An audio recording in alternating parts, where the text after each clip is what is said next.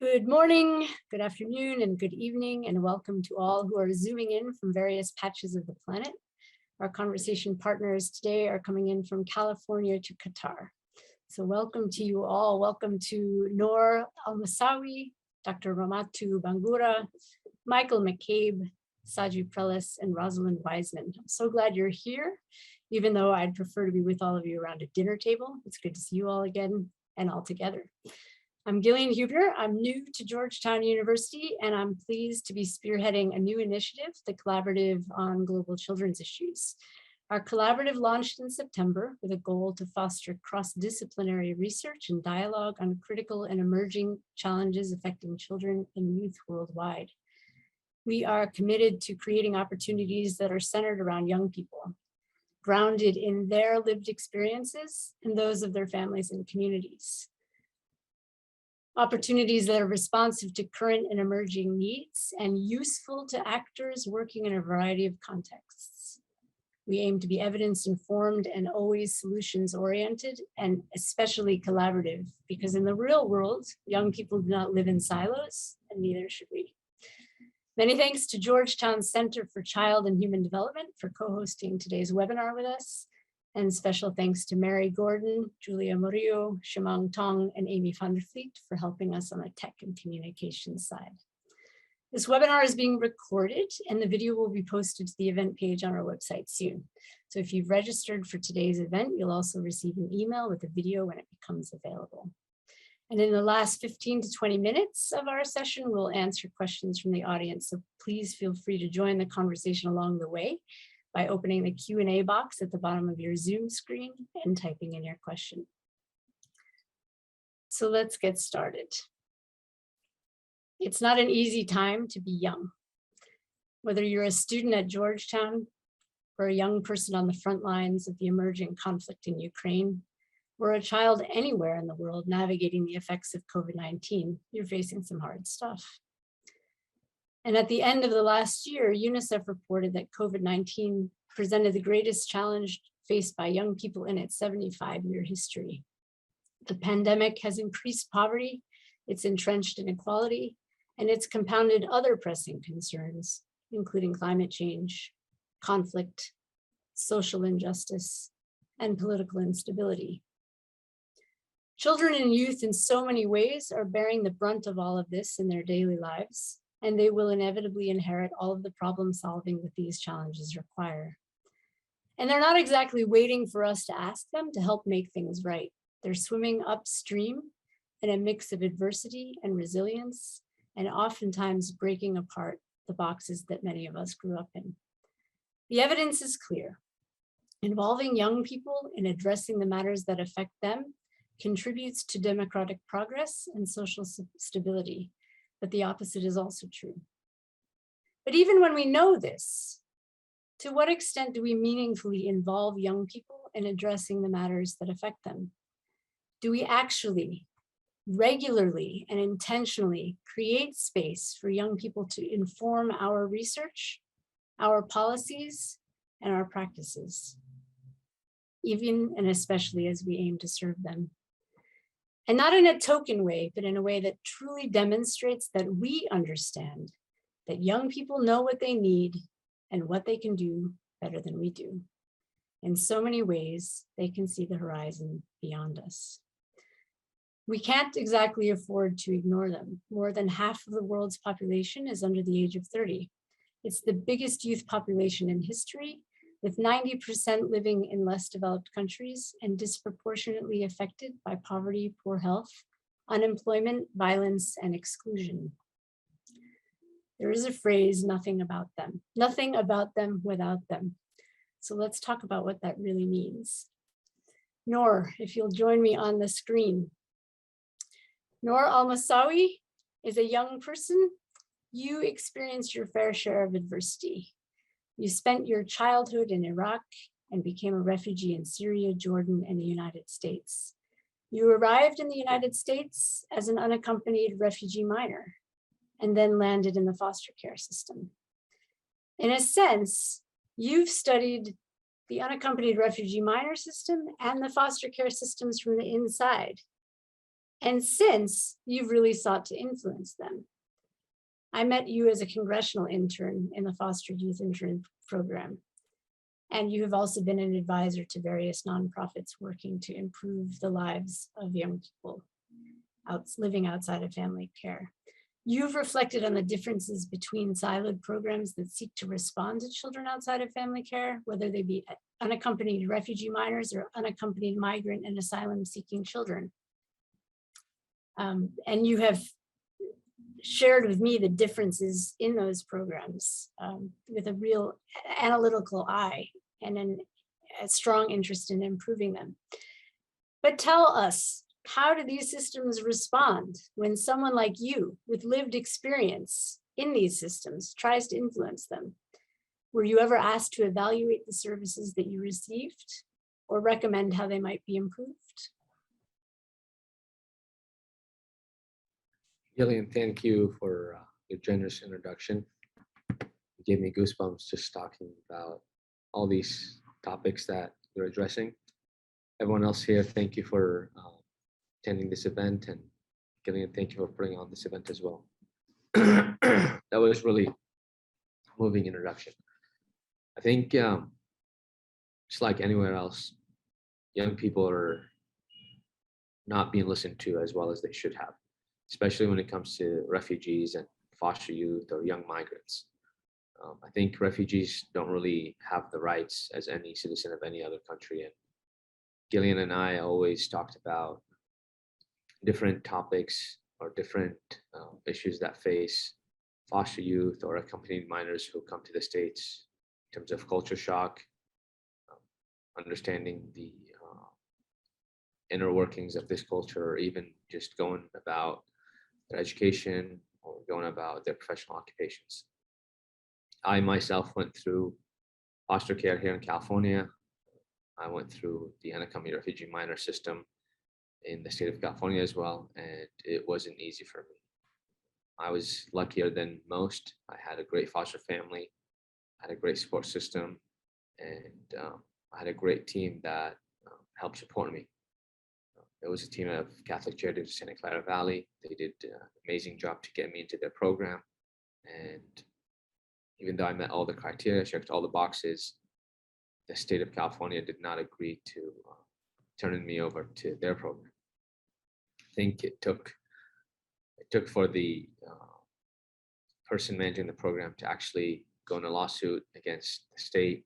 And shortly after, I was turned over and became an official foster youth, URM foster youth, part of Catholic Charities. I don't think it should be that hard, and I don't think it should be that difficult for any foster youth, because not every foster youth or every young migrant or young unaccompanied minor has the same opportunities I've had. I personally am not a mellow or silent person. I've gone through my fair share of arguments and fair share of standing up for myself my entire life. And so I am accustomed to challenges and diversity and voicing out my my differences. When it comes to listening to young people, I think the short answer is just to look at what's going on around the world. The Arab Spring, the protests in Iraq, me, myself, being so close to that protest. I had cousins of mine who are very intellectual and very intelligent and spoke very well English and connected with the outside world, and they want to change. And they, much of the government didn't really listen to them. And you end up having to change prime ministers, changing government systems. And there's a lot more work to be done, but their voices had to be heard. And same thing for foster youth. If you really don't hear foster youth, the stigma is still there. URMs as well. You don't really, I always mix the two, because I was an unaccompanied refugee minor in foster youth, in a foster youth program. And there's about, I think, 500,000 foster youth in the state of California. And if you don't listen to this, category of people on making laws and policies that affect their lives, you're really going to have a catastrophe at the end of the day. And the smallest thing I can think of as of now where foster youth or URMs can really get healthcare, even though they're working, even though they were doing everything by the book.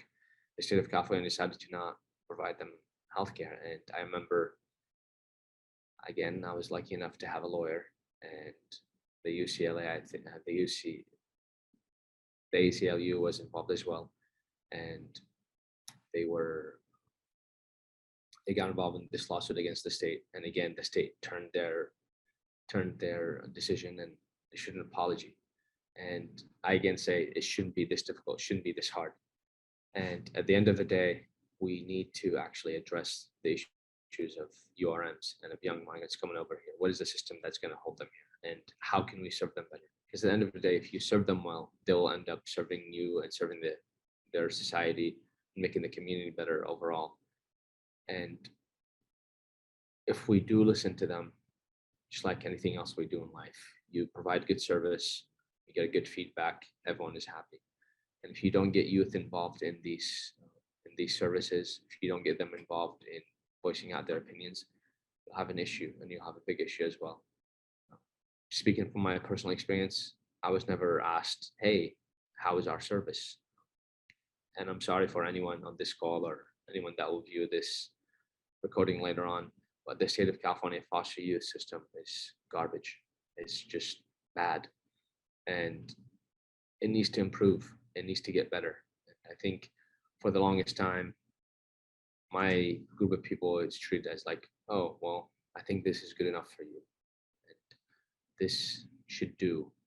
And I don't think that's fair for foster youth who are intelligent, who are beautiful people, who are, they have the same rights as any other kid. And we can look after them. We can help them out. We can treat them well. We just have to do our job, and we have to do it with dignity and honor.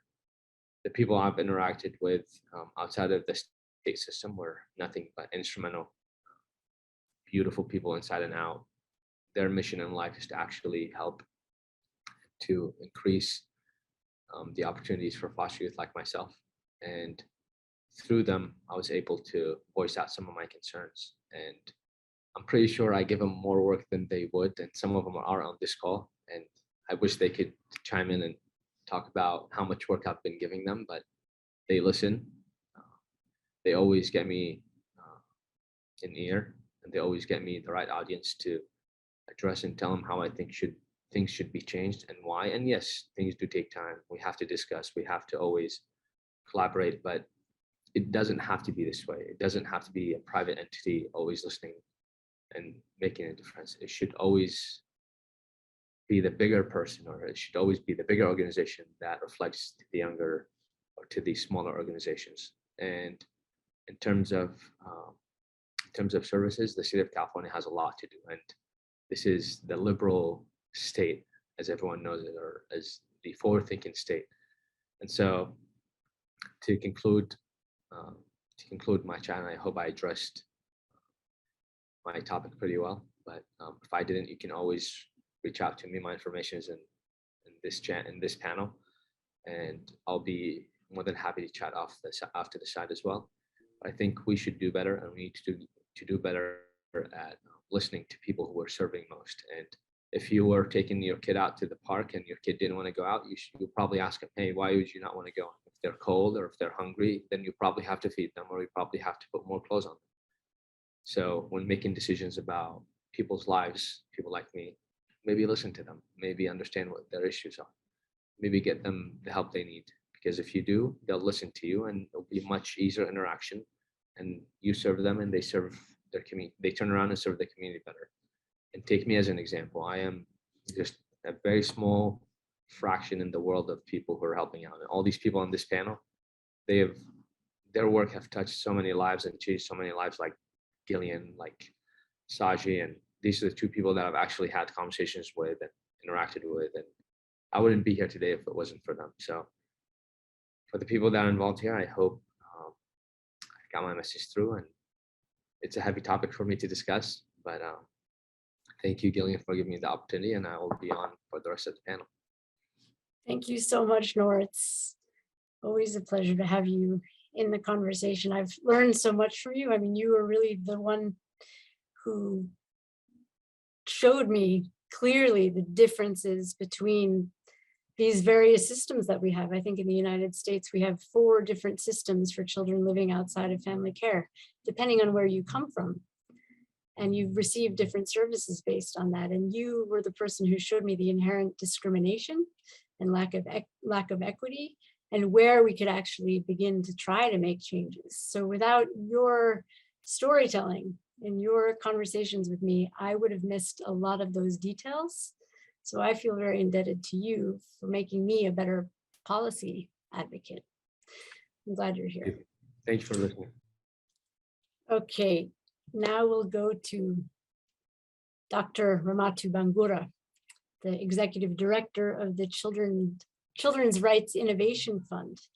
She's a lifelong advocate for justice with 25 years of experience working with and on behalf of adolescent girls and youth. Ramatu, your work, both with the Novo Foundation and the Children's Rights Innovation Fund, has focused on centering and trusting the lived experience, vision, and leadership of children and youth.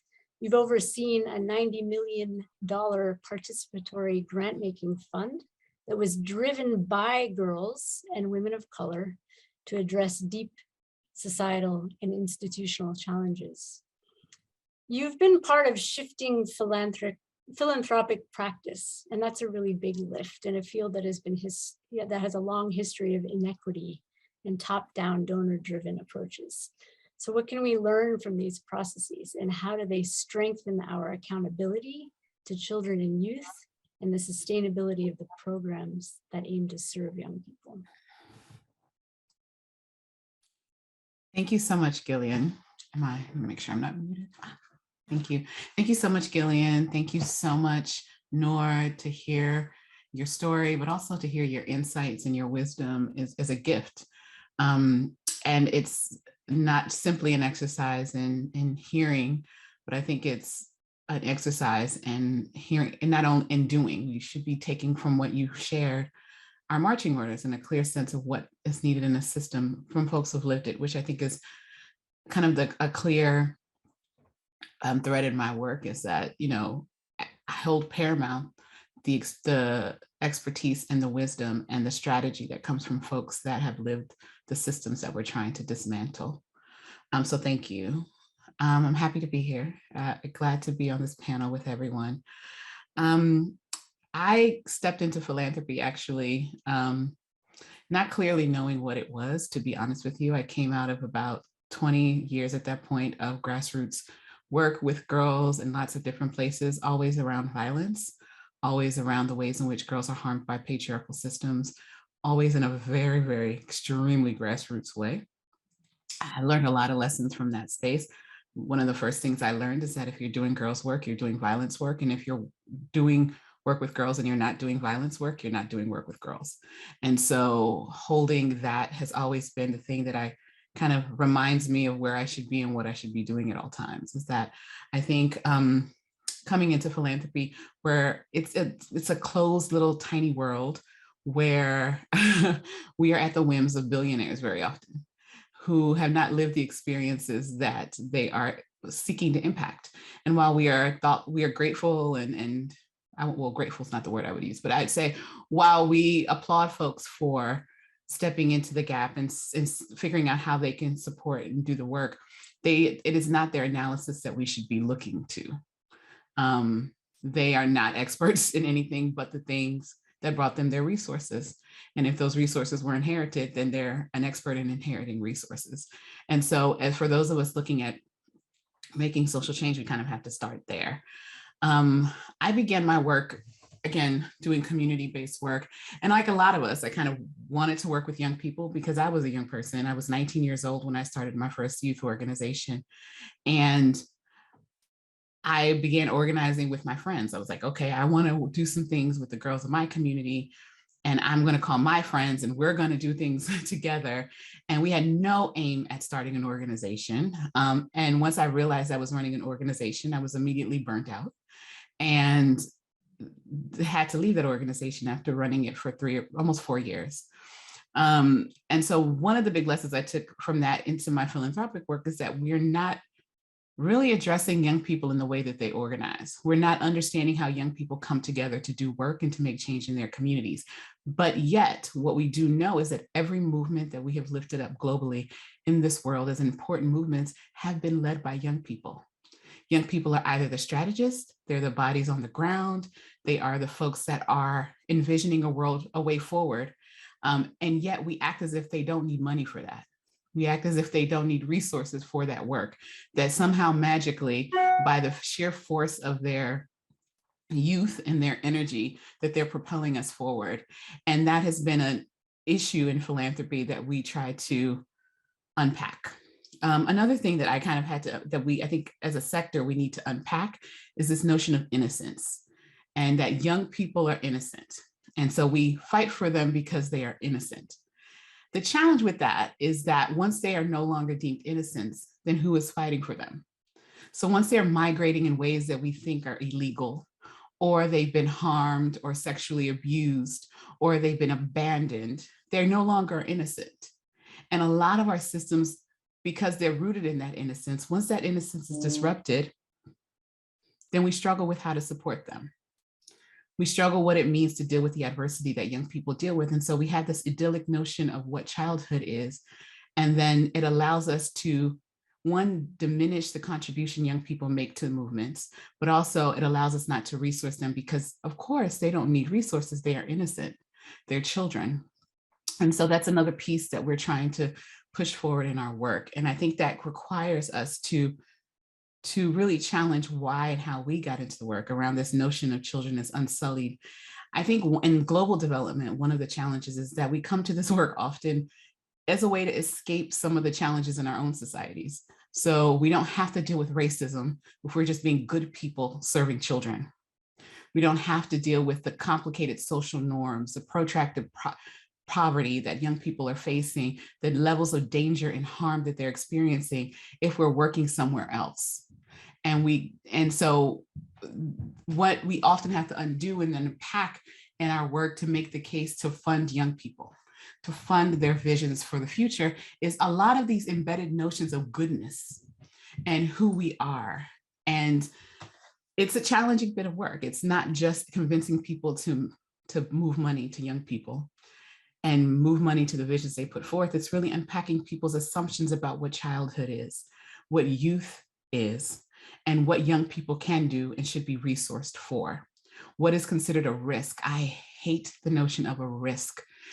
Putting money in the hands of the people that are impacted by the harm that we're trying to address is never risky. I have yet to see it be risky.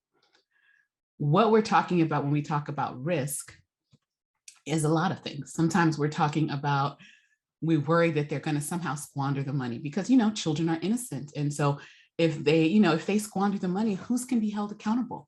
What's accountability look like? Or we wonder if they really know what they're doing, as if the adults that we fund often know what they're doing. Whether we wonder if they can be good grantee partners to us. Can they help us feel good about the work that we're doing? Can they help us show that something is effective? And I think it's that orientation of effective programming or effective work that really puts up a barrier, because if we have the assumption that movements must exist, which I don't know if that's an assumption we carry forward in the children's space, movements against harm, movements against fascism, movements against authoritarianism, movements against conflict and war, movements against racism, sexism, ableism, heterosexism, homophobia, all of those movements need to exist, because the minute we take our foot off the gas, we lose ground. And we've seen in the last 20 years the amount of ground we have lost. And so if we understand that movements must exist and must be healthy and thriving, then we're not necessarily asking a question of how are we effective with the money. We're asking, how do we sustain a healthy movement that allows every member that's impacted to show up and be present? And so I think one of the barriers to funding young people is this notion of effectiveness and efficacy. And rather than understanding that if you're in philanthropy and you have resources to move, your job is to move the money. Your job is not to develop strategy. Your job is not to design programming. Your job is to move the money to the folks that have living the lives that are most impacted by what we're working towards. And so those, I think, what to the question around accountability and sustainability, sustainability is another challenge I have around work, the way we talk about work, but it really is around our orientation about what we're supposed to be doing. If your job is to fund a program that meets every objective on paper, I would argue that's a lack of imagination of what is possible very often. And it limits what can be created when people gather and organize around their issues and what's harming them. I think the last thing I would offer along those lines is around, I guess I will, speak to the joy of funding young people. And that's a lot of what we miss in this. Is I have been funding young people a little while. I won't say that long. I haven't had money to fund young people, but those of you who have done youth work, you know what it is to pull money out of your pocket to support young people. But I've been funding young people in a formal capacity for the last 6 or 7 years. And I've never been failed in terms of the vision that I hope for.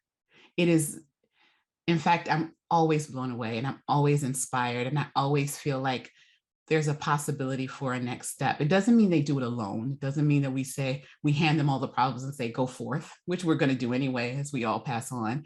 But it's not in this moment we do that. But we give them the stature and the space to be people that are impacted by these issues. And so that they are not different they are not impacted in ways that are different than from an adult who are impacted. In fact, they are more vulnerable because they are often shut out of the systems of banking and shut out of the systems of having where you need identification to be able to make decisions about their well-being. They're often shuttled into systems that are not designed for them. And so they're extremely vulnerable to the systems that we create as adults. And so I find joy, I find inspiration, I find possibility in their visions of liberation. And I'm committed to making sure that they have the resources they need to be well as they do that work. We know they're going to do it, but can they be well? Can they be cared for? Can they have access to opportunities to have other interests that aren't about getting us all free and liberated? What else can they do with all of this energy that I think money makes possible? And so I'm really just excited to be in this conversation and to be thinking about this. And, I implore all of you, move the money. Don't hire anybody else to tell you what to do about the money.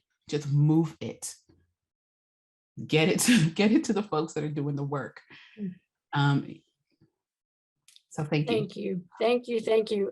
One of the things that I love about talking to you, Ramatu, is that I never use some words the same ever again. So I will be careful about sustainability, among other things. But the other thing I remembered from our conversation the other day, you talked about, we're not here to develop technocrats, right? We're not here to like create machines who know how to do work with youth. And you referenced the joy, right, of doing this work and never having wasted an opportunity or money, on young people, because when you see them in action, you realize how much energy is there, and it transforms you sort of from the inside out. So thank you for bringing that all into this conversation. Now we'll go to Saji Prelis, who has over 20 years of experience working with youth movements and youth-focused organizations in conflict and transition environments in over 35 countries. He's currently in Qatar and was recently in Ukraine. He's the director of Search for Common Ground's Children and Youth portfolio. And in 2010, he co-founded and has been co-chairing the Global Coalition on Youth, Peace, and Security, which has successfully advocated for 3, not just 1, but 3 historic UN Security Council resolutions focusing on youth conflict and peace building. Every time I think about the fact that you got those 3 done in like 10 years, I'm sort of stunned because I worked for about 10 years on 1. So well done there. And like Noor, you also grew up in the midst of conflict, but you've spent your adult years working with youth and youth movements all over the world in East and West Africa and Central, South, and Southeast Asia, and now, of quite a bit of work in the United States as well. And you've really been part of helping to change the narrative about youth in conflict. So while the world has typically viewed young people as either victims or villains in conflict, there is now growing recognition of young people's potential to drive change and transform conflict in their communities. And you've been able to observe this transformation at different levels, both in conflict-affected communities as well as in the global policy forum. So what has spurred this evolution, and where and in what ways do we still get stuck? Wow, Gillian, thank you so much for giving me the chance to join you today and be with you as part of this conversation. It's always inspiring and nerve-wracking listening to Noor and Ramatu and having to go after them because they have such a high bar and they speak so eloquently. It's really hard to do that. So I'm going to try to answer your question. But I just want to acknowledge Noor and Ramatu's presentations and all the other speakers who are coming after me too. It's a privilege to be among these torchbearers of wisdom, and thank you for having me here too. And Gillian, your introduction also, like Noor suggested, was absolutely breathtakingly beautiful. So we need to actually frame that and share this on social media because it's a very powerful way to describe you. So to come back a little, thank you for the introduction. Growing up in a place of war like Sri Lanka, in my case, and having to see the ugly side and good side of human nature unfold in front of me and how it impacted young people's lives is something I've seen not just in the United States, not just in Sri Lanka, but many parts of the world as well. And we see that young people, listening to the conversation so far, young people have no choice in the world they inherit, but they do have a choice in the world they leave behind. And that is why we see young people really taking leadership roles around the world.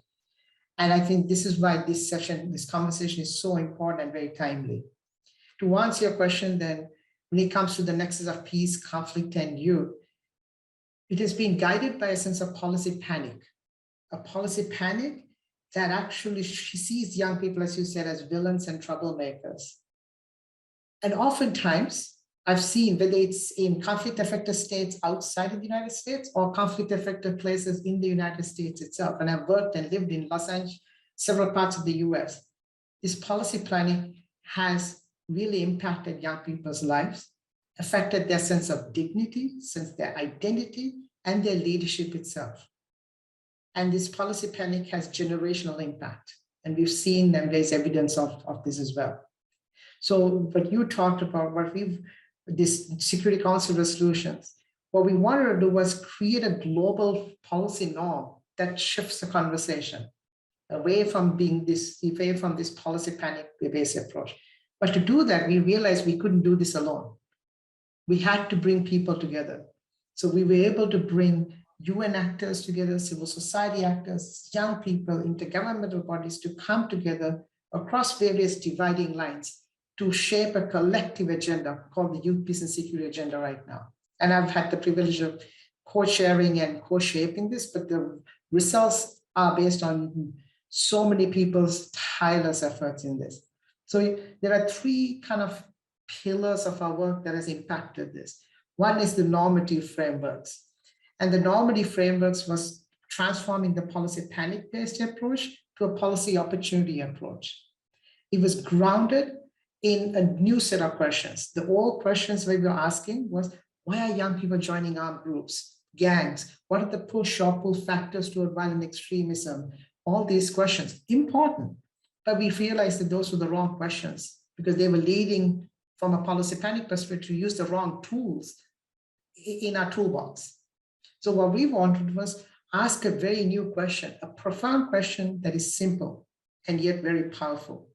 And that question was, why are most young people peaceful? As soon as we ask this question, it galvanizes us to, think about it. We never often think about it that way. We often think of the risks, as Ramatu also talked about earlier. So I think this was the guiding question, guiding light almost for this agenda. Obviously, it has led to 3 Security Council resolutions, but the power of it is that it actually recognizes young people as a political force for peace. And they collectively, what they do is make young people who are on the front lines of preventing violence, makes them feel seen, makes them feel heard, and makes their work acknowledged and recognized. I think that's the power that it has had in this. The story, though, is it didn't come from the Security Council. The Security Council didn't suddenly wake up and say, we need to do something about young people. We need to pass a resolution. No, unfortunately, that's not the story.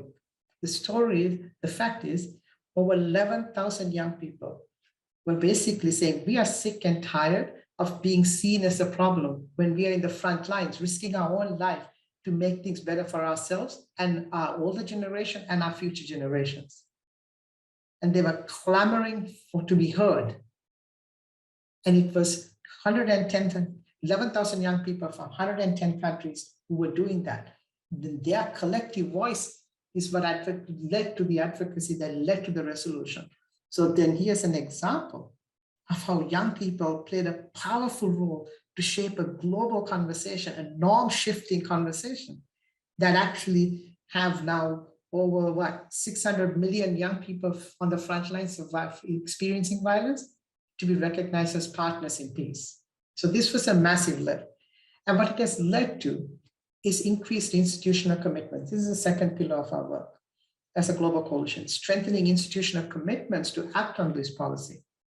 We have USAID has a youth policy, my friend Mike will talk a lot about, but the African Union has a 10-year strategy on youth peace and security now. The European Union, as we speak, is developing their strategy. UN has a 2030 strategy, and peace and security is at the heart of it too. And young people are key partners in shaping this. Arab League and ASEAN are also starting to wake up to the reality as institutions. What can we do? But the rubber meets the road at the national level. And the next pillar is the national commitments and financing what leadership looks like. And this is exactly where we get stuck. When you ask about where do we get stuck, Gillian, these are the places we get stuck. And I want to offer 3 places where we get really deeply stuck. One is the socio-cultural barriers that young people experience. The global report that we commissioned called If I Disappear, the first global report that actually captures the shrinking civic space of young people's work and the protection concerns that they have. From around the world, it was released last year. I'll share the link on the chat. They identified from talking to young people from around the world, key barriers they experience. The number one barrier is not physical, even though that's what people think it is. The number one barrier is sociocultural, followed by financial, political, legal, digital, physical, and what the pandemic has done is exacerbated these even more. So the social cultural barrier is a huge barrier for us. The second barrier is, I think, financing youth leadership. I think Ramatu did real good justice by talking about the need for financing, because the traditional funding mechanisms are not really fit for purpose. And it's, I think, important to understand there's a lot of progress being made to finance youth leadership. But there's a problem because the leadership model of young people is horizontal in nature. The leadership model of institutions is vertical in nature. And therein lies a problem of making sure these are not connected. And this is one of the biggest barriers that we see. So the structures are not there. And the third, I think, is the organizational capacities to support young people. From Noah's example down, we keep hearing there's the leadership structure isn't there, and it's not friendly enough to understand the particular impacts of young people and how people are becoming invisible. And this particularly affects people of color, young people of minority groups, young people with disabilities, visible and invisible disabilities, sexual orientation. These are things that actually make people more invisible. So we need to recognize that institutions, organizations are not structured to actually manage the growing complexity. Mind you, we have a pandemic and we've struggled to collectively address this. As the United Nations, we've struggled. As the global community, we've struggled to address what's going on as we speak in Russia and Ukraine, right? So as institutions, we struggle. And underpinning this for young people is the young people's sense of invisibility. So I think as we think about this, transforming these barriers is so critical if we are trying to make people visible. And to make those issues visible requires great institutional commitments and financing those commitments. So very briefly, those are some of the key things that we still get stuck in that we really need to overcome. I'm happy to be part of this conversation, and I'm happy to unpack more of these later. Thank you so much, Saji. And I especially appreciate how you sort of named some of what Nora was describing, right? About these barriers, these structural barriers, and this feeling of invisibility, even when you have so much to contribute and actually know more about how these systems work than many of those who are managing them, right? So thank you for your inspiration. I would also say to anybody listening that if you have a minute to look at Search for Common Ground's portfolio of youth programs on their website, that work is, you can kind of tap into what Ramatu was mentioning about the joy and the energy. It's addictive and it's beautiful work. I was pleased to get close to some of it in Ukraine some 20 years ago, and also in Angola with your work with former child soldiers on the front lines of peace building. Truly moving work. So over to you, Mike McCabe. You're the Senior Advisor on Youth at the U.S. Agency for International Development. So you've played a really important role in supporting the work that Saji has referenced. Promoting a positive youth development approach, USAID has invested more than $400 million in youth programming in countries throughout the world. And USAID is currently in the process of updating its Youth in Development policy, which was first launched in 2012, and the first of its kind by bilateral donors. So what has USAID learned in the last 10 years of programming? And how will the updated policy reflect this changing environment for young people?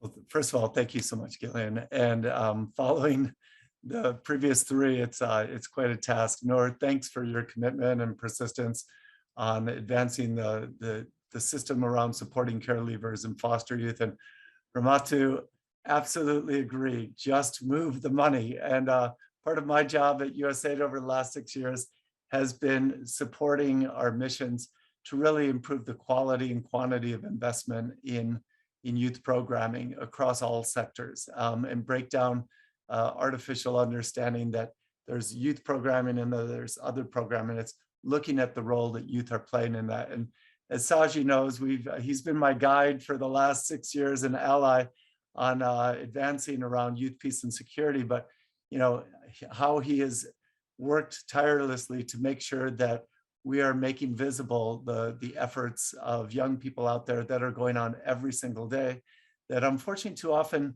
they don't get seen. And so we are trying through our initiatives like our new youth policy and our Global Lead initiative to make that partnership with Generation 2030, this generation of 2.4 billion young people, visible.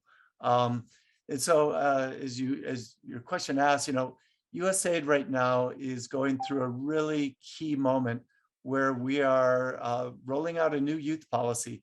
We were the first bilateral in 2012 to take a pause and say, we need to understand the dynamics of young people globally, of what was going on in demographic shifts and the way they were influencing and being influenced by global trends.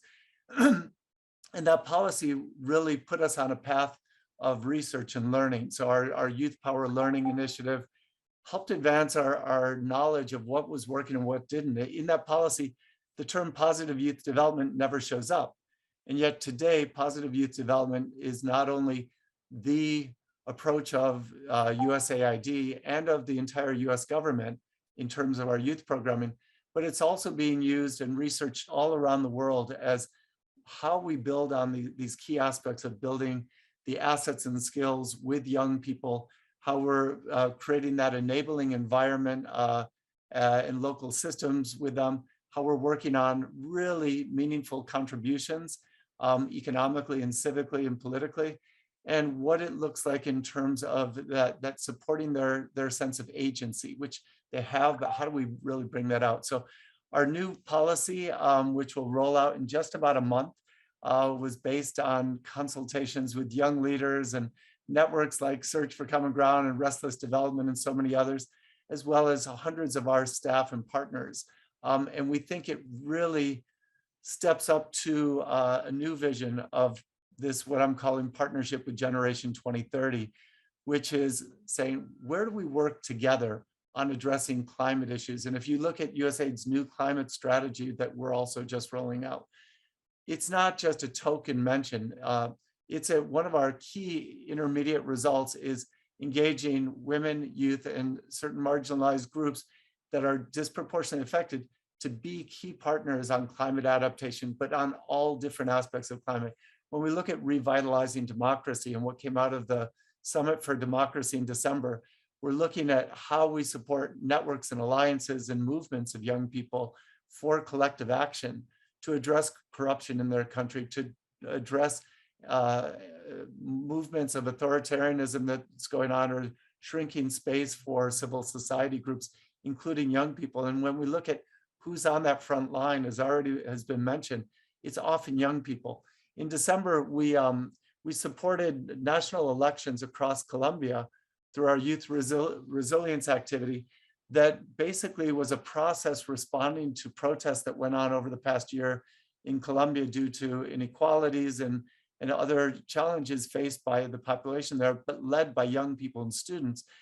And there were national elections to form national and local youth councils in every community, municipality, district, and at the national level. And that will now work with the municipalities and the national government on how we're better funding youth priorities in their community. So that's part of what we're looking at right now is like, what does this partnership look like? And it's not just USAID with, certain groups of young people. We want it to be a partnership between the philanthropic community, between other donors, between all our partners that are out there saying, we're going to work together to advance these sustainable development goals. We're behind on them. We know that there's a lot to be done on some of these key sustainable development goals. And if we leave all of this, unrealized return on investment, if we want to talk about it that way, of engaging youth and what they can bring to solving local problems, we'll never reach that. And so we're looking at how we build that in. How do we do it? We talk a lot about what I would call these 5 pillars. First, how does any agency, whether it's a Georgetown University or a USAID or an implementing partner or government, how do we get this partnership with youth prioritized? And so part of it's this new policy. We have implementation guidance that will direct our staff around the world how to invest better and bring youth in throughout the entire design, implementation, learning process. Part is the second P is professionalization. So we now have youth advisors and youth points of contact at every one of our missions around the world and in every one of our bureaus to really bring that lens to the dialogue on any issue we're talking about. Then we look at what's the evidence on what works in programming with youth.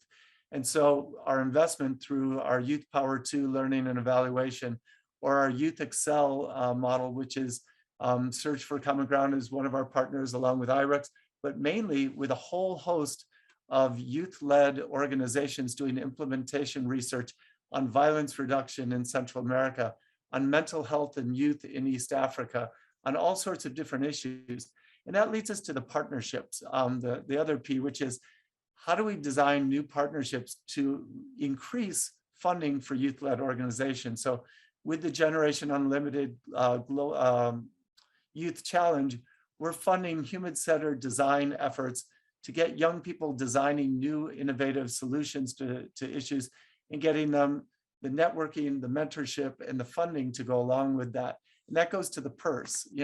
We've more than doubled our funding to youth-related and youth-specific programming at USAID over the last 5 years.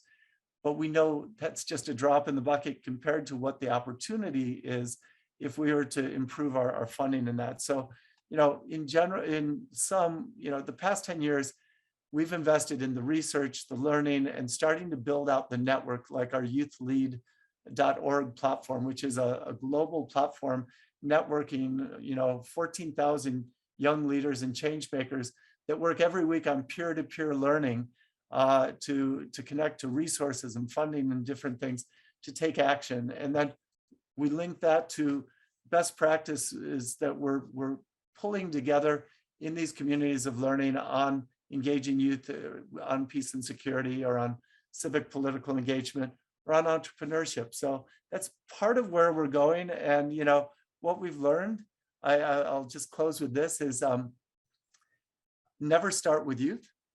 So that's one thing I've learned at USAID, and it sounds a little bit contrarian, but when I started at USAID and they interviewed me for this position, I said, listen, I don't think youth is nice. And I said, if you're looking for someone who thinks that youth is a nice issue to add on to USAID's work, that's not where I'm interested. I said, if you think working with youth is strategic, then we have something to work on, because there's so many opportunities for us to make a big impact at the local, national, and global level if we understand an intentional, appropriate engagement with young people that's respectful of creating that decision making. But we need to get beyond, and this is the second part of it, is when we work with youth, we got to work together to learn different languages, not English, Spanish, Arabic, which we also have to do, is put our tools into local languages, because too often we just design things that we think will work and we leave them in English. And we've been trying to put all of our tools and platforms into languages that connect young people. But it's the language of how do we help young leaders learn to talk with private sector partners or with government ministers? How do we help private sector partners learn how to talk more effectively with young change makers?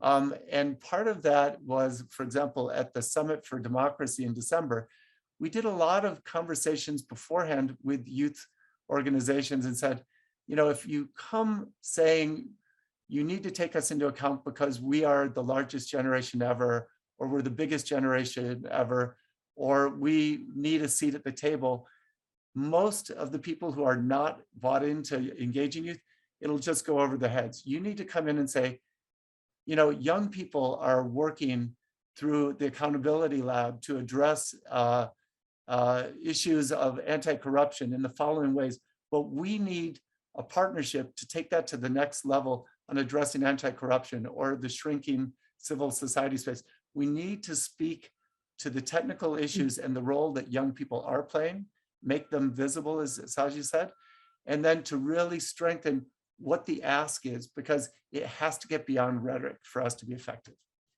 Thank you. I like that translation piece. I feel like that's a good segue to Rosalind. So Rosalind is the founder of Cultures of Dignity, which is an organization that shifts the way communities think about our physical and emotional well-being. And they work in close partnership with the experts of those communities, which include, of course, young people, as Mike was saying, but also educators and policymakers and business and political leaders. Rosalind Wiseman is also a curriculum creator, and she's a New York Times bestselling author. I mean, you keep producing books. We have to talk about that. And your work is really focused on making all of the learning that Noor and Ramatu, Saji, and Mike have shared accessible to the public. In a sense, you've been a translator between youth and adult cultures, especially in the West. So you're a regular go-to for the media when it comes to issues affecting young people in the United States, and you have a really brilliant habit of handing the mic to young people and children and youth, reminding educators and policymakers, business and political leaders and parents that if they really want to know what young people need or are thinking, we have to relearn how to engage and listen to them, and maybe start with asking them. So this feels especially important now as schools and communities across the world are grappling with how to help young people recover from the pandemic experience. What does it take to do this well? And what do we risk by not including young people in planning the programs and responses that are meant to serve them? Hi.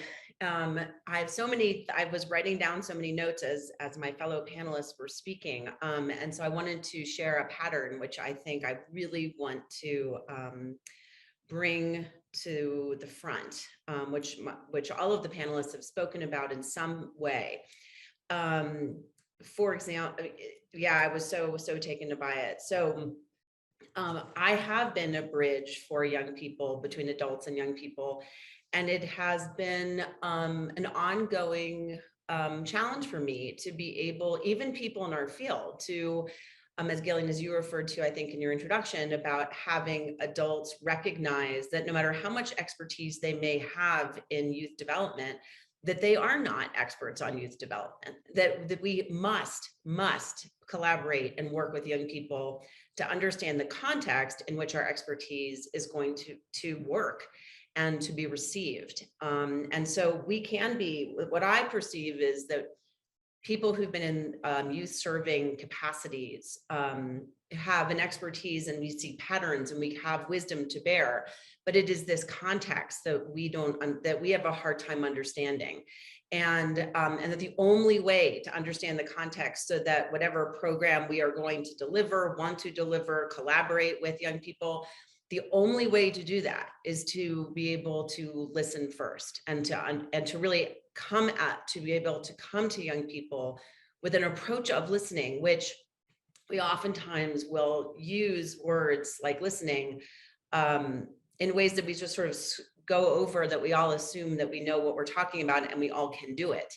And I find that we actually, like many things, that there's an assumption that adults have social skills like listening, or knowing how to be in a group dynamic, or know how to handle conflict and be able to speak one's truth, but also listen to other people. But very few of us do, including in this field. We are not isolated, nor are we unique to anyone else. And I think that in the field of education and in the field of anything where adults are serving young people, there's an assumption that we have much better skills than we actually do.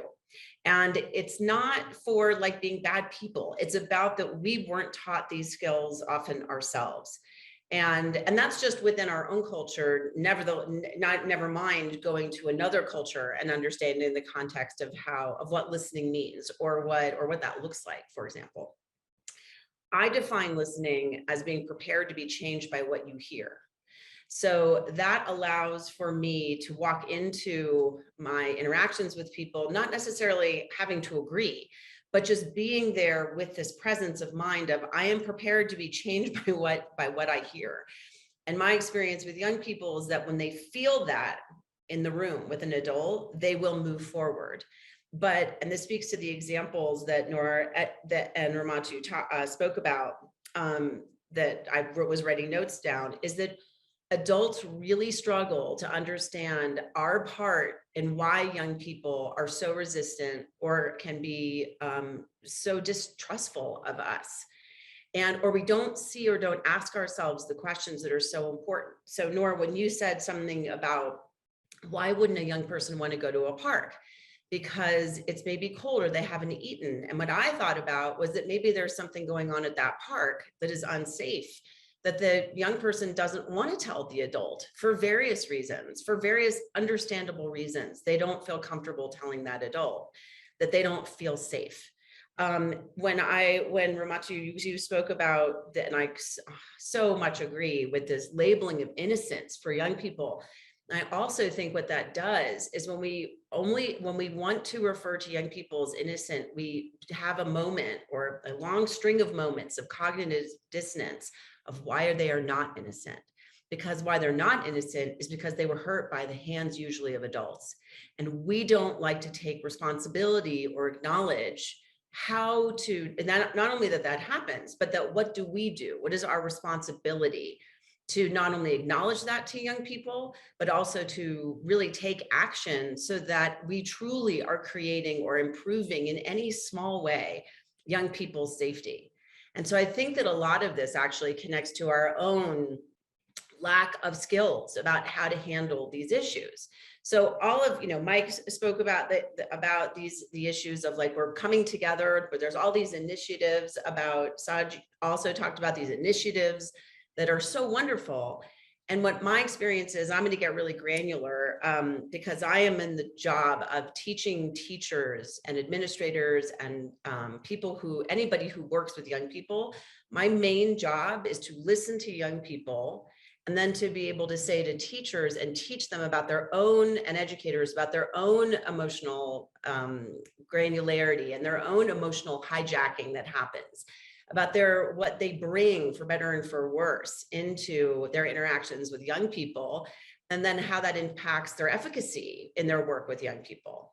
So we tend in my field of like social emotional learning or social skills building or empowering young people and youth voice, is that we tend to really not, we tend, if we have adults work with young people, we give them some kind of program, and then we give that so that they are then informed to be able to work with young people. And what I find is that we will never actually be successful in the ways that we want if it's designed as a program without an understanding that adults need tremendous amounts of knowledge, understanding, and training on their own emotionality. And when they do, then they can hold themselves responsible for and be more skilled in talking to young people, and especially when they have difficult conversations with young people. This is not, I mean, as all of our panelists have talked about, sometimes it's inspiring. It can be great. I love doing my work. It also can be incredibly hard. And so what do we need? What are the skills we need to be able to show up at the table with young people and be mindful, to be effective, to be able to listen and acknowledge their experiences, and be able to therefore collaborate with young people. Gillian, as you said, nothing with them, nothing for children without them. We can't do it unless we ourselves get a lot better at ourselves. And that's what I believe is one of the things that makes it really, we're not going to be successful with youth programs until we acknowledge adults' experiences that contribute to young people's problems, and two, that we do not get really skilled when we are the people that are building and collaborating with young people about our own stuff. So that's my overall my thoughts as I was listening to the panel. I wanted to give you all 2 examples of what I think is incredibly important that resonates for young people. And I do some work internationally especially through the office of the State Department for the Office of Overseas Schools.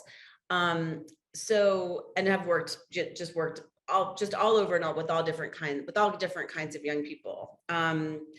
So there is yes, Western orientation with some amount of interaction with others. So there's a concept with young people that I have spent so much time trying to figure out, and I'm in constant dialogue with young people, and that is about the concepts of dignity and respect. And Noor referenced dignity, about wanting to be treated with dignity, which I run an organization called Cultures of Dignity. So it's not, surprising this would be something that I would really resonate to. But for young people, especially when the definition or the words of respect are connected to a Western definition of it, respect is often perceived by young people and often experienced by young people as actually a demand of obedience and of compliance. It is not about that the person that you're interacting with is treating others with dignity. It is often about somebody in a position of respect and therefore authority that can use that position of respect and authority to get away with abusing power. And young people, I believe, and especially disenfranchised young people, really have this experience of people in positions of authority using their position to abuse them or not do right by them, as Noor talked about, for example, in the foster system. I would think that not asking a foster child what their experience is or how did the process go for you is literally not treating them with dignity, because it doesn't acknowledge their experience in the system. And so why would a young person trust a system or an adult representing that system if they are not being treated with dignity? They don't, which is why so many young people don't trust the educational systems, and they don't trust the advocacy programs or things that are supposed to help them, because they've had experiences with adults that we don't admit or acknowledge, where somebody has abused their power and have used the position and concept of respect to do it. So my experience with young people is that if we separate these 2 words And that we say respect is about admiring someone's, not only how they're positioned, but how they have achieved that position. And dignity is the inherent worth of someone. And that you do not have to respect someone's actions if they don't treat someone with dignity. Then we start having more honest conversations with young people, and they start trusting us because we're having a conversation that somehow acknowledges their life experience. So that's the first concept. And then the second concept I think is important, is that, so what do I do in a very specific way to have young people, how do I get information from young people? I'm going to give you a couple of examples. Number one is that I've been working with teenagers and children and teens for 25 years, maybe actually probably more. And I have never written a book, written a lesson plan, done a webinar, anything without young people informing me, not in a focus group, but actually editing me, critiquing our team, that we are in partnership with them so that they are looking at the content so that they can provide the context. And they have said several times to me, what you're doing right now isn't working anymore. So I have sacrificed having beautiful evaluations and things that look like promising practices or confirmed practices and all of that, because our programs continue to evolve in reflection of the context that young people are saying is valid to them. So that's the first thing. I don't do anything without their feedback. And then the second thing is that we have, and so an extension of that is our advisory program that we have, where we have editors. It's not just an advisory board, it's an editing board. And so that is their responsibility, specific responsibility is to be looking at all of the things that we do. And so the last example that I can give you is that at Cultures of Dignity, we have a monthly webinar. Those monthly webinars the topics were chosen by our editors. We have 2 editors who are participants on the panel each webinar. I only facilitate, and we get 1 adult expert to join. And then the adult expert, in order to participate, part of their responsibility is they have to be on an hour and a half prep call with our editors to go over not only the run of show, but what the young people think in collaboration with the expert on what they think is the topics that we should focus on. And so we go through that process. And so they are part and constantly always collaborators and partners. And we are role modeling for the expert what it really looks like to be in partnership with young people. So do the webinars always go great? Sometimes yes, sometimes no. Do they always do things perfectly? No, I mean, neither do I. I mean, my goodness. And are they authentic to their experience? Yes. So for me, what this feels like is that, just to conclude, is that we have a responsibility. We have a responsibility to constantly look at ourselves and to say, what do the adults need and the skills they need and the capacities that they need so they can do their best by these children? And what do we need to be able to give young people in collaboration with them? Are we truly listening to them? Are we prepared to make a change? Thank you so much. Thank you for reminding us to be humble in this work, right? I appreciate that. That's, I think, especially important for all of us who are in the field, sometimes called experts, and still very much feeling like, you know, we have so much to learn. And your comments remind me of that phrase that your children will raise you, which I think is definitely true as a parent, but also when you're working with young people, they will, you know, if they trust you, show you where you're falling short. So there's a constant learning curve. Thank you for that. I want to get to one question that maybe some of you can chime in on, and then I want to make sure that we're opening it up to our audience, because I do think we probably have some students in the mix who would like to engage. But you know, we did include research in the title of this presentation, so we didn't cover too much of that. Although Rosalind, you did mention how you involve young people in your own writing and research. But so how do we effectively engage young people in research? Not just research about children and young people, but also when we're trying to understand the issues that affect whole communities. If we don't understand how youth are participating or affected by issues affecting their whole communities, are we missing a piece? And I think, Saji, your organization has just released some new guidance about that, but do you want to maybe start, and let's do this until about 1:15 and then make room for questions. Sure, Gillian, thank you. And I'll try to be brief so we can have time for questions too. So this question about research comes really because we saw a huge gap in people's understanding of young people's needs, right? And we often see, and as if we have hinted at almost in this conversation as well, there is an unconscious and conscious bias that frames our worldview. So when we want to understand what impact, how young people are influenced and are shaping issues, understanding their perspectives was critical.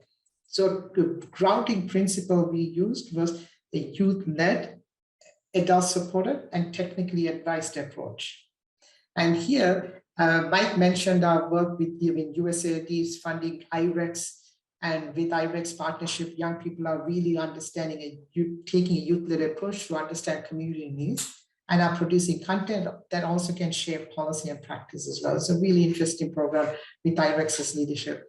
In Sierra Leone, Guinea, and Liberia, we were asked to help lead a research approach where young people were, to understand the worst forms of violence against children in Liberia, Guinea, and Sierra Leone. So you would think the typical issues like child labor, female genital mutilation, child marriage really would find prominence. When we got young people who talk to, understand, the number one thing in Guinea and Sierra Leone wasn't child labor, wasn't early child marriage, or any of those things. It was hunger, the root cause. And that's coming because it was young people talking to their peers. And what happens when young people are talking to their peers, they have their own ways of speaking, their own language that is not framed by adults trying to be ethical, trying to be unbiased, and blah, blah, blah, blah. And the language is very disconnected from the lived realities of young people. And this is where, this kind of research can bring out the multiple identities young people carry on their shoulders and their backs every single day. And this is an important thing too. So the tools, the methodology around youth-led research was mostly conversational-based approach. Something people do all the time, and young people do every single day in their lives with their peers, talking and arguing and debating. And if we wanted that energy and that idea to be brought into a research approach, we left the traditional survey approaches, we left the traditional focus group approaches. Often people who talk in focus groups are those extroverted people, not the introverted people, right? So we wanted to really focus on this authentic conversation where I'm not coming with a clipboard and asking you a bunch of questions and leaving, because this is a huge power differential that happens. So a conversation is a give and take between the listener, the conversationist, and everyone is sharing with each other. What happens is there's a growing trust that happens between young people. Then you're able to understand the nuances that are coming out of this. So this type of work is able to then address some important elements, just like we were able to discover issues about hunger. Like this similar approach also was able to uncover how young people are shaping peace processes in today's world, whether it's in South Sudan or in the Philippines or in Somalia. And we were able to show how young people are actually shaping peace processes very differently than the traditional older male mediators think about peace processes. So this kind of discovery is actually helpful. So, and that was done in a partnership with the Search for Common Ground and American University students and young people in Liberia and Sierra Leone and Guinea. And we had funding to do it in partnership with the university, and we were able to reach this. And that's just with IREX. It's young people at the country level really seeking out issues that are impacting them through a gender and youth protection analysis that really helps understand the issues that young people are facing. So there are lots of tools out there now. When we were developing this 10 years ago, there were no tools. Now there's a lot more tools. I think, and the link was shared for some of those tools, and IREX is developing a whole bunch. I think now is a time to really get people to get these narratives out there. So I'll keep it at that, happy to be part of this one. Thank you. Yeah, good reflections.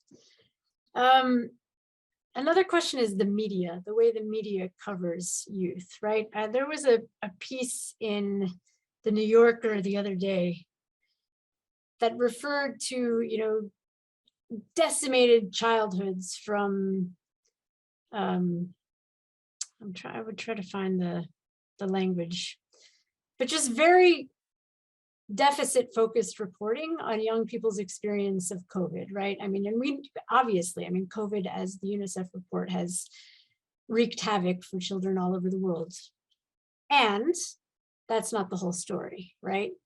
So we've seen some children kind of learning new assets that they have, or new ways of supporting the community, or seeing themselves as agents of support for family members and whatnot. I mean, there's just this whole range of youth experience in the midst of a global pandemic that feels like it goes missing. So I think so much of our way of speaking about how youth are affected by X, Y, or Z is culturally programmed in different ways in different contexts, but I feel like the media has something to do with that. Do you have any thoughts on that or recommendations? I mean, I know, for instance, the DART Center trains people on how to report on early childhood.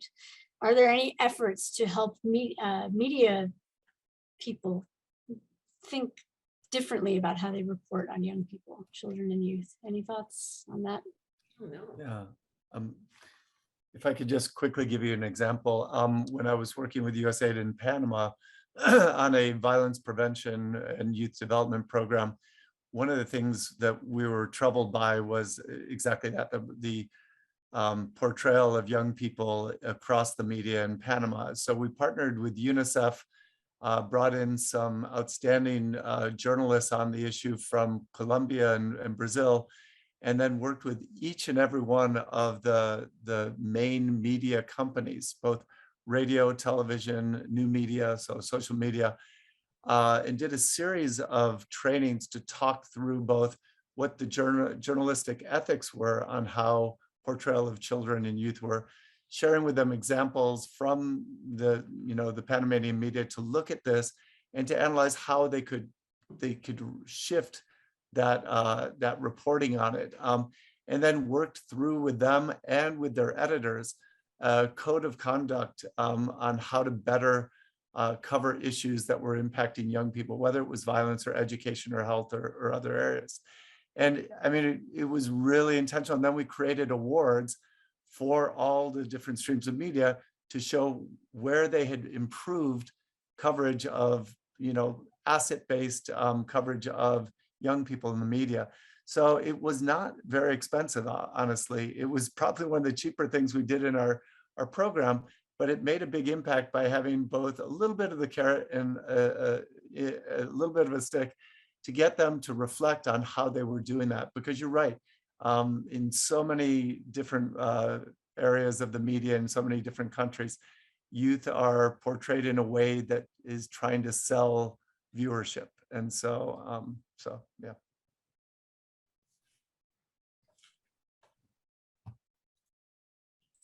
Can I build off of that, Gillian?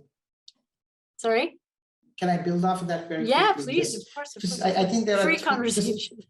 Just 3 points, I think. My mic's is perfect. I think one is it's important to have young people also in the media. It's, for example, Search for Common Grounds, our whole programs around the world. Young people are also media creators, content producers, content generators, and amplifying those narratives using radio and television programs.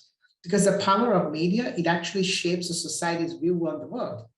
So hearing young people with the way that we want to shape their world is important. So adults actually hear it. When young women are speaking about issues, it affects young women and young men too. So this is important that young people are part of the media. Second is training for journalists, as we mentioned, but it's also important to train and prepare the media house leadership. Just like in NGOs, if the leadership is also the problem, right? In NGOs, we have leadership as a problem. the media houses is no different. And we see the bad leadership coming into life because of media being used to divide people. So the same thing, the leadership also needs to be at work. And so if you can have all the trained journalists, but the leadership is making different decisions, you're still impacting the same problem. So it's important to train that, and we've done that with many places around the world where we actually work with the media czars in the countries at the government level, to also the media houses, print and broadcast media leadership as well. So it's important to affect all three. Thank you. Gillian, if I may add to that, since I want to go back to your first question and answer both questions at the same time.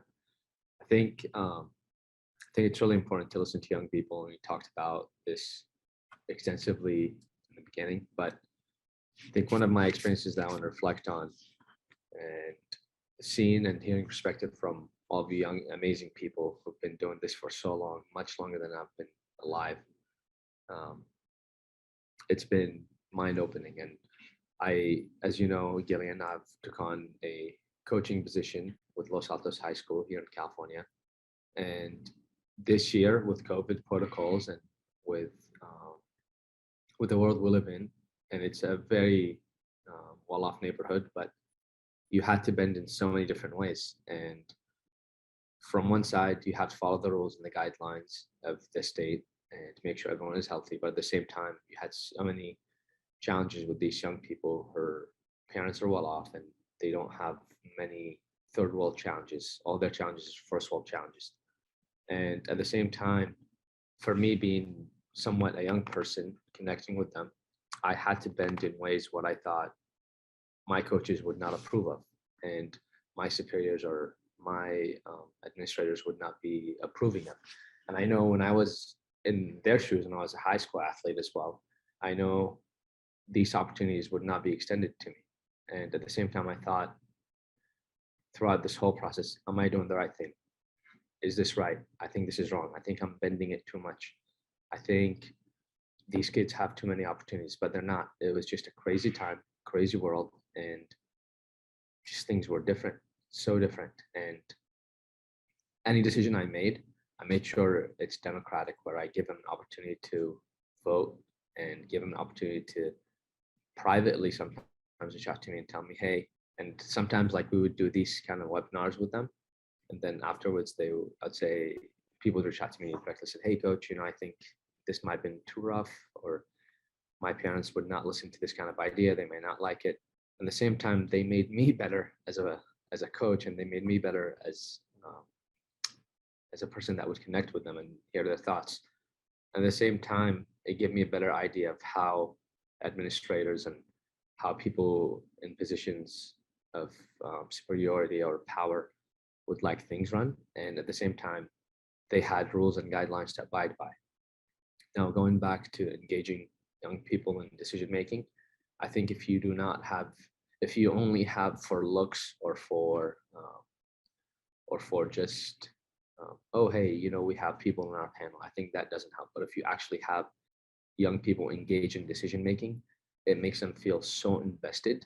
That way, if they mess up or if they make mistakes, they feel like, oh my God, okay, I made a mistake. How can I learn from it? And everyone gets to learn from it.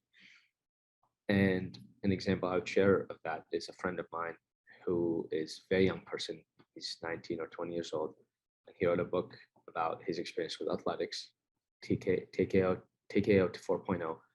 And he wrote this book because he didn't see or hear anyone writing about the challenges of high school athletes or athletes in general, and being in school and competing in whatever various athletic ventures. And I think reading his book, understanding where he's coming from and how he wrote his book, is because there's no one else that did what he did. And so he's advocating for his own cause. I think all of you amazing people here are exactly doing that. And I hope we can continue doing this. And yeah, I think I'll conclude here. Thank you, Noor. I like how you bring this back to this is not just work that's happening in the global arena, or, it's happening every day in our everyday interactions with young people, right? The ways in which we carry ourselves on the metro, or picking up kids from school, or, dinner table conversation. It all matters, right? It all matters. So we have about 5 minutes left, and I just want to give you each a chance to offer some closing comments. So let's start with, I'll go in the, well, actually, no, why don't you just popcorn it? I'd love to jump in just thinking about what Noor shared and then some conversations that Saji and I have had in other spaces. I just want to lift up the work of youth workers. I think we don't have this conversation enough about the work, and youth workers come in all manner of professional titles and roles. But the folks that stand in the gap for young people, oftentimes they are young people. There are other young people who stand in the gap for young people, and they are the people that know intimately the challenges that young people face because they're the ones helping them navigate these systems that are not designed for them. And it was my first professional identity. And I think the challenge as a funder with not naming youth work and lifting it up as work is that we don't fund for it. And so the folks that are getting up in the middle of the night because they need to support a young person, having to break rules and threaten their job because they're supporting young people. I remember visiting a grantee partner in the Mississippi Delta who went to a prison, a youth prison. We like to call them detention centers, but they were prisons, and a youth prison. And she put her in a room full of girls she had never met. She put her phone number on the board and said, if you are ever out, and where transportation in the Mississippi Delta is such a difficult thing, if you are ever out and you can't get home before you have to do something that will get you unsafe, call me. That is what youth workers do. And we very rarely speak to that reality and very rarely fund and resource that reality because we imagine that programs happen after school or in neat boxes. And we're not resourcing the support that young people actually need and the precarity that they face. So Noor, you remind me of that, and just really appreciate what you just shared. So thank you. And thank you for Gillian for having me. And I'm so glad to be on this panel with folks and share. Thank you. Thank you. Good words. Anyone else? Rosalind, your mic's off, ready to go. Oh, I was going like, yes, when Roger was speaking, because there's so much like that story is, it's just hits me so hard because it's so true. And we get so bogged down in what we think is what we should be doing or what the constraints are. And those constraints, I mean, it's, my fellow panelists have said it better than I can. And I just, for the people who are listening to this, that I just want to reiterate and emphasize that doing the work oftentimes means not being able to figure out how to work in institutions that sometimes are not helpful to the mission that they serve. And if you can be a voice to be able to break that or to shift that, maybe a better way to say it is to shift that, then we can actually do the work that we say and that must be done, that needs to be done. And so I just, I just remember that moment of hold that vision maybe of the person putting the phone number up on that board, because that's really what advocacy is. Indeed. I was just having that conversation with some school board members today in our own county that there's this crisis of not enough social workers, and Lord knows we need more social workers in our schools. And yet there are community workers who don't have the degrees, who are exceptionally skilled, culturally competent, bilingual. There is no shortage. And we are not mobilizing to bring them into every school building when we need them most. I mean, our community lost 10 kids since January 1st. We need these people, and yet we don't see them. We don't know that they're out there, and we're not putting the budget lines in for them. Totally missed opportunity. So I really lift that up to Ramatu and Rosalind and Noor. These are the people who are doing the work for sure, standing in the gap. Gillian, One more minute. Gillian, Yeah, I think I would just say I second the point on the importance of supporting and professional development of youth workers. I started my career as a youth worker. My daughter is a social worker in Miami. Everywhere I went in a lot of my travels over the past few years, those who are working together with youth, often say, you know, I want more professional development on what we know is working and what to build their own skill set. And there are networks out there that are doing youth worker certification all around the globe, and we need to invest more in that and strengthen that. I also want to just add, you know, I'm a Georgetown alum myself. As a Hoya through and through, my wife and I met in an international relations club meeting at Georgetown, and you know, as I think about the role that Georgetown plays in this area of lifting up visibility for research and capacity building and networking with emerging young leaders and change makers, it's really well positioned to connect around that. And I would encourage all those who are students, you know, whether you're a grad student, undergrad, who might be listening, you know, look at what the paths are that are now open that didn't exist in 1982 when I, you know, was there.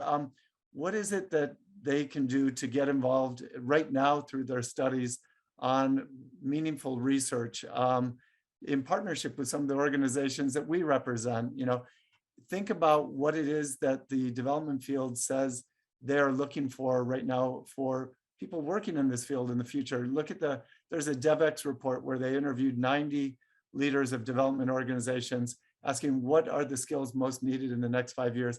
I encourage you to look at that. I don't have time to go over it, but you know, the skill sets will probably surprise you a little bit, you know, and see how you can really build your experiences as a student. I remember, you know, I did study abroad while at Georgetown in Ecuador, and I worked with a youth center in Quito, and it was transformative for my understanding of a lot of the dynamics of what was going on, not only with those youth and their families, but the communities and the systems around them. So yeah, Thank you again for the opportunity. Thanks, Mike. Thanks for the Hoya connection. That's that's truly important. And I'm new to Georgetown, but one of the reasons we set up our collaborative was recognizing that, you know, it is a premier training ground for foreign service and international development. And, you know, you can be interested in this issue and you don't have to be in the School of Foreign Service. You could be at the medical school or the law school or whatnot. And we wanted to create an opportunity for any student or any faculty member or staff who's interested in these issues to be able to tap in and join a community that really wants to lift up how to work effectively in service of children and youth and with children and youth. So thank you for being here, helping us get this conversation off the ground, and keep in touch and have a good afternoon. I know we're 2 minutes over, so I'm going to let you all go. Thanks so much.